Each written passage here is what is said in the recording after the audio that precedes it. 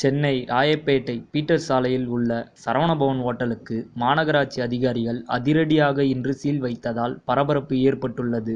Chennai K. நகரில் 1981ஆம் ஆண்டு தொடங்கப்பட்டது சரவணபவன் ஓட்டல். தற்போது இந்தியாவில் மட்டுமின்றி வெளிநாடுகளிலும் ஏராளமான கிளைகளுடன் செயல்பட்டு வருகிறது சரவணபவன் ஓட்டல். இதன் உரிமையாளர் ராஜகோபால் சில ஆண்டுகளுக்கு முன்னர் 2வது 3வது திருமண விவகாரங்களில் பரபரப்பாக பேசப்பட்டவர். கொலை வழக்கிலும் சிறைக்கு போயிருந்தார். இருந்தபோதும் இந்த சர்ச்சைகளால் அவரது ஓட்டல் தொழிலுக்கு பாதிப்பு ஏற்படவில்லை. வழக்கம் போல சரவணபவன் ஓட்டல் கொடி கட்டி பறந்தது.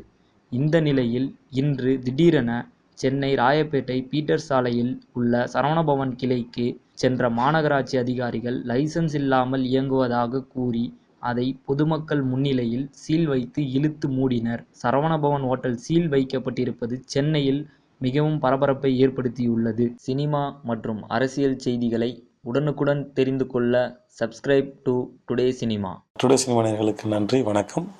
Please subscribe to today cinema.